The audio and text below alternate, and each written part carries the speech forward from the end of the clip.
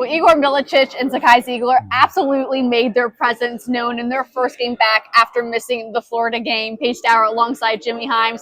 Tennessee gets back-to-back wins after an 85-81 win over Missouri. And Jimmy, if you had to describe Zakai and Igor tonight, what's the one word you would use to describe their performance? Spectacular. Yeah.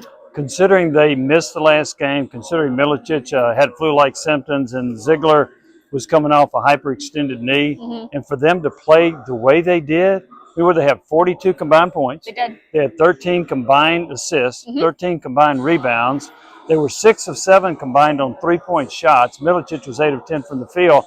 I thought it's the best game Milicic has played in Tennessee uniform. I thought he was unbelievable. And for Zeigler to hit 4 out of 4 on threes. Yes.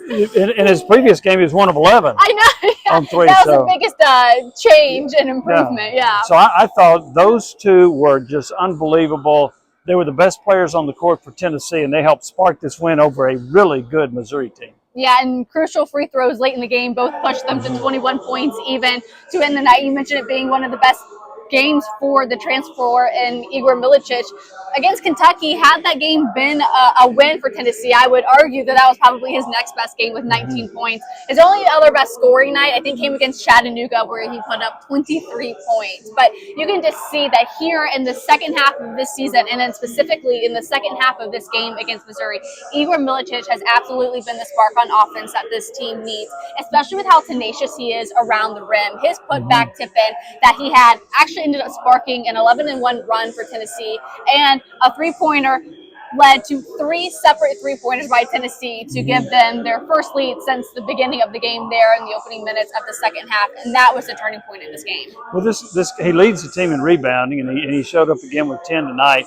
He's got a really good nose for rebounding. I never thought when they signed him that he would be a guy that would lead the team in rebounding, but he has done that, and he's been really consistent with that. His shooting has not been as consistent, but hey, if you go 8 for 10 from the field and 2 for 3 on threes, that's pretty darn good. And the block shots. I mean, he had 4 blocks with 5 assists as well. It's just everything he did tonight. I thought he was really good. And he hit a couple of free throws late when Tennessee was trying to put the game away. What I thought was really interesting about how Igor started that second half, those first 4 minutes of the second half, he had essentially the same exact stat line that he did in his first 12 minutes of play in the first half. He was 3 of 3 from the field, 1 of 1 from the three-point line. He had, I think, 3 rebounds, a steal, and a couple of blocks. So just the way that he came out in the second half, we heard Rick Barnes in the post-game presser just talk about how proud he was of the team. And it's important to make the right decisions, like when to go for it on 4th down, or when to kick the field goal or go for the touchdown. It's also important to make the right insurance decisions too. That's why my office, Trey McAdams State Farm, is here to help you select the right protection at the right price. Our office will make sure you understand your State Farm coverages, so you'll know what to expect when the unexpected happens. With Trey McAdams State Farm, it's easy to make the right call. When you want the real deal, like a good neighbor, State Farm is there.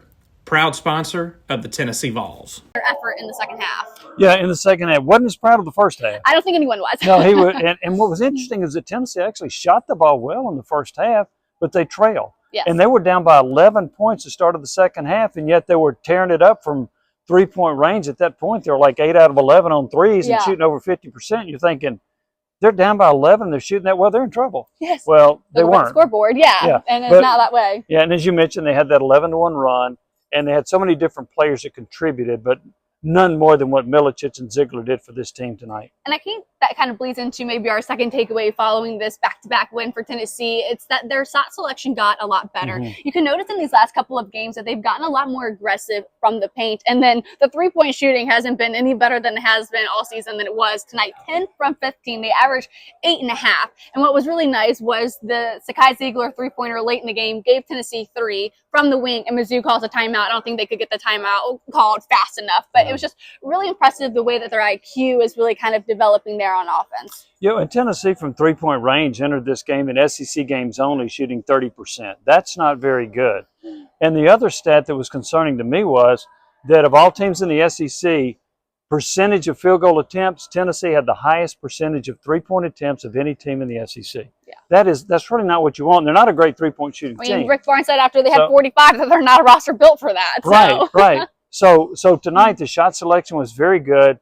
I thought that was a big improvement on what they had done some previous games. Look, the last 6 minutes of the game, Tennessee made one field goal. Okay, so they had a half-minute scoring drought, and they had to do it from the foul line. Yeah. There was a stretch where they made 12 out of 13. The end of the game, making 17 out of 21 free throws in those last 6 minutes, which helped them salt the game away.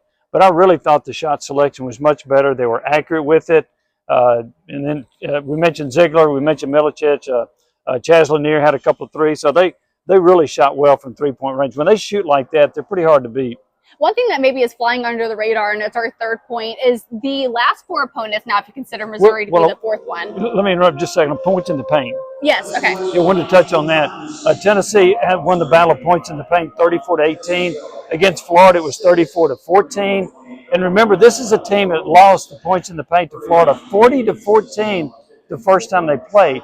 So that leads to your shot selection. You're getting the ball inside, and you're getting production from Akpara and other players.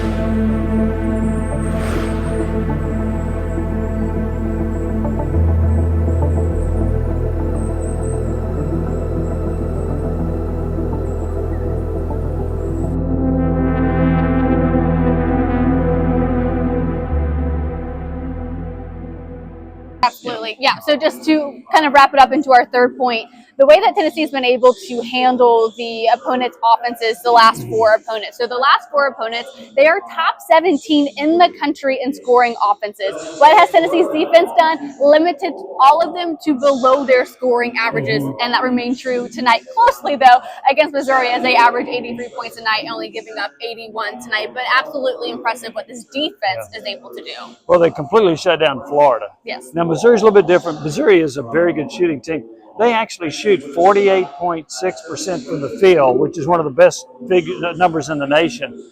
They shot 41.7 against Tennessee. So that's pretty good defense. And you say, well, wait a minute. Missouri scored 81 points. A lot of those points came late in the game when they were driving to the basket, drawing fouls. They hit a couple of threes, and it just ended up being a back-and-forth free-throw shooting contest the last few minutes. So I thought Missouri's 81 points were a little bit misleading on how well I thought Tennessee's defense played. Yeah, absolutely. Well, with UConn and the Lady Vols tomorrow, I'll have an interview with Holly Warlick and LVFL Alexis Hornbuckle. So make sure you subscribe so you don't miss out on that content, and then post-game reports coming up after that matchup. Paige Dowry, Jimmy Himes, and we'll talk to you tomorrow.